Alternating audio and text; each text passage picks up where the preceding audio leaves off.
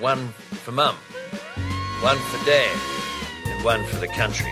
And there has never been a more exciting time to be an Australian. Budgets are about choices, Fran, and you show what you value through the choices you make. This is coal. Don't be afraid. Don't be scared. The Treasurer knows. We'll just end up being a third-rate economy, a banana republic. I want an economy that works for people, not the other way around. Just follow the money. G'day, and welcome to Follow the Money, the Australia Institute's podcast that explains big economic issues in plain English. I'm Ebony Bennett, Deputy Director at the Australia Institute, and today we are nearly at the end of the first sitting fortnight of the 47th Parliament, and it has been a packed agenda and a very busy beginning to the Parliament. It is now my duty and my honour to declare the 47th Parliament of the Commonwealth of Australia open.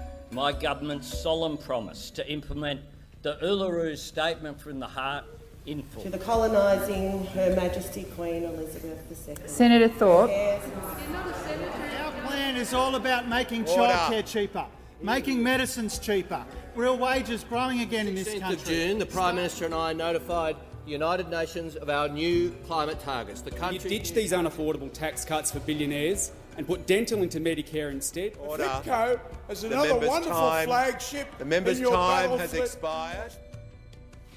So to give you a quick recap of just how much things have changed in this new Parliament and what changes are likely on the horizon, I'm joined by Bill Brown, Head of the Australia Institute's Democracy and Accountability Program. G'day, Bill. Good morning, Ebony.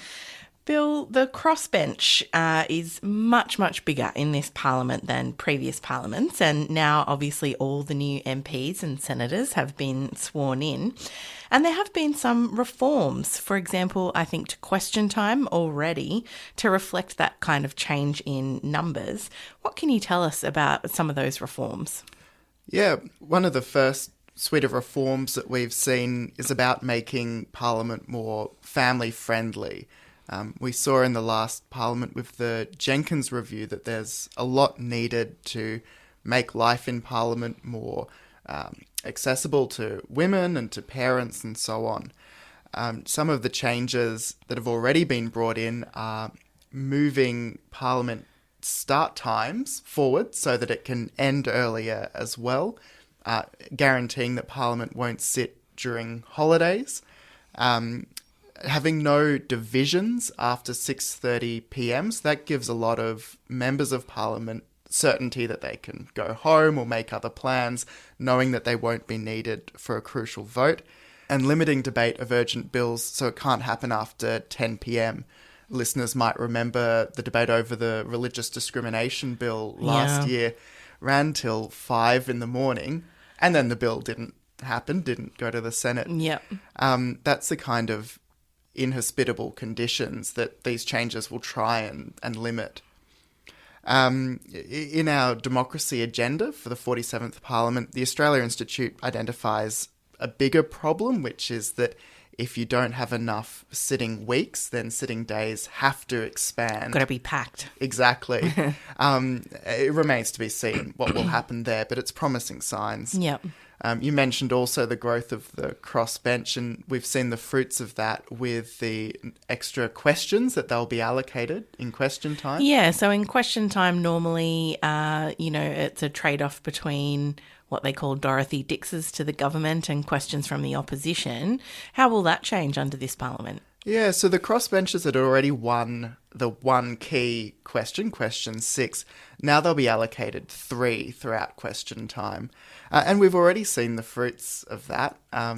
The journalist Laura Tingle, a long-time political watcher, tweeted, "Pass the smelling salts. Actual question and actual answer spotted in question time." That was a question from Zoe Daniel to Annika Wells around aged care. Yeah. So, of course, it remains to be seen. There's no formal limits on Dorothy Dixes, for example, even though that's been recommended. But it's promising signs so far. Yeah. And that must be painful for the coalition, have diminished number of questions for them and more given to the crossbench to reflect that change in numbers, I guess. I imagine so. And Bill, it's a much more diverse parliament, this one. That's right. We've seen new members elected that are more representative of the diversity of cultural backgrounds and so on that we have in Australia. There's been 8 elected to the House of Representatives from non-European backgrounds, which brings the total numbers to 9% in the House of Representatives. So still a long way to go, Bill. A long way from representing the general public. You've got Linda Burney, who's the first Aboriginal woman to be appointed Minister for Indigenous Australians, following in the footsteps of Ken Wyatt, the first Indigenous Minister. One of the points that the Australia Institute's made about the Senate is that it's often been the place where diversity milestones are set. Yeah. An example of that is the election of Fatima Payman from Western Australia. She's the first hijab-wearing Muslim woman elected to Parliament. And her father arrived in Australia by boat. He was held in immigration detention, and finally his family could come out and join him. I think she'll be bringing a very useful and different perspective to Parliament.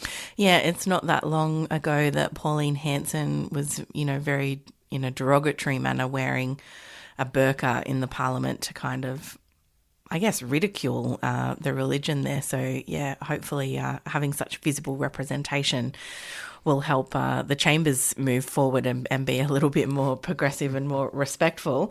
One of the things we've talked about a lot since the election is the climate supermajority in the Parliament. And we know that Labor has really prioritised its 43% emissions reduction target legislation.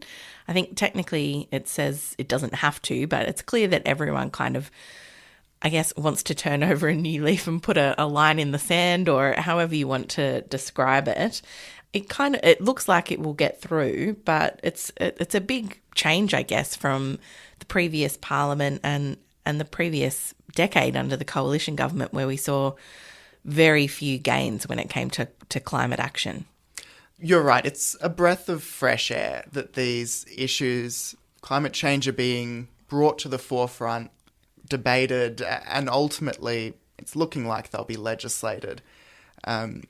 It's a floor rather than a ceiling, so ambition can increase and hopefully will increase before 2030, given we know that the science says that we need to keep fossil fuels in the ground and cut emissions drastically. And Bill, I know in the past, Labor has already said it doesn't really need this legislation, but it's been encouraging to see them essentially negotiating with the Greens and independents to make some sensible amendments to this legislation, especially considering they've got the numbers. Hopefully that bodes well for how future negotiations on legislation might go. I hope so. You've seen already crossbenchers flagging that they want to represent their constituencies. So Helen Haynes wants additions that make sure regional Australia is looked after. And of course, the Greens have been pushing for more ambition. A moratorium on new coal and gas mining. It doesn't look like that will be necessarily part of this 43% emissions reduction target legislation, but I have seen a bit of talk that perhaps that might come up as part of the EPBC reforms, perhaps a climate trigger being put in there. That would be really reassuring to see, and I think these early moves are planting the seed for later reforms. It's worth mentioning too that the coalition has flagged that it's going to bring greater ambition to the next federal election, so we'll look out for that. Yes, I might put that under the column. I'll believe that when I see it. The Catholic Church is lobbying federal politicians to oppose a bill to restore the ACT and the NT's right to legalise voluntary assisted dying, arguing that the change would amount to the Commonwealth sanctioning the killing of its own citizens. A private member's bill has been introduced to overturn the Kevin Andrews bill, something we have spoken about in the past quite recently. That bill stripped the territories of the right to debate or legislate for voluntary assisted dying. I know there's been attempts in the past to overturn this law. With this new parliament, is it looking more likely? It's looking very promising for that law finally getting overturned. A private member's bill from two Labor MPs from the territories has passed the House of Representatives on Wednesday morning by a quite thumping 99 votes to 37. Oh. Which is very promising. Yeah. Unfortunately, the Senate was always going to be the more narrow course, but there's early signs that are promising. We have from 2018 David Leyonhjelm's unsuccessful attempt to overturn the Andrews bill, which was defeated 36 to 34. So very narrow. Very narrow, and a lot of the figures there are still in the Senate today. Yeah. From the assurances that have been given and people's voting history, I think it's more likely than not to pass, but it's still going to require a bit of finesse. And finally, Bill, Prime Minister Anthony Albanese, I think, has made a real point of making the referendum on a voice to Parliament a priority for his government and really seeking to implement the Uluru Statement from the Heart for voice, treaty and truth. Over the weekend, he released some draft wording for a potential referendum question to go to the public. It's been a long time since Australia has had a successful referendum, but the early indications are that people are supportive, is that right? Yeah, look, the referendum's going to be a key part of the Albanese government's first term. So far, the signs are looking good. The Australia Institute released polling this month, asking Australians in June and July how they plan to vote. And it shows that nearly 2 in 3 Australians, 65%, are planning to vote yes to enshrine a voice to Parliament for First Nations people in the Constitution. And that's an increase from June when we asked the question earlier. The tricky part for a referendum is that it requires not just an absolute majority across the country, but also a majority in a majority of states. And luckily, the polling data is reassuring there. On that front as well. That's right. It's always a difficult task, get a referendum passed. It's been 22 years since we even had a referendum and 45 years since one succeeded. My hope is that if the voice referendum passes, there'll be more of an appetite to tackle other important changes to our constitution, which might include a Bill of Rights, reforms to those Section 44 provisions that led to so many parliamentarians having to leave Parliament, and maybe recognition of local government as well. Well, thank you very much, Bill. Thank you for having me. This episode was recorded on Wednesday the 3rd of August, and things may have changed since recording. You can visit australiainstitute.org.au for all our latest research and content, and we're on Twitter at the Oz Institute with an AUS. My Twitter handle is Ebony_Bennett with a NNT. Bill Brown is at Brown90, that's Brown with an E. And our producer is Jennifer Macy with editing by Lizzie Jack.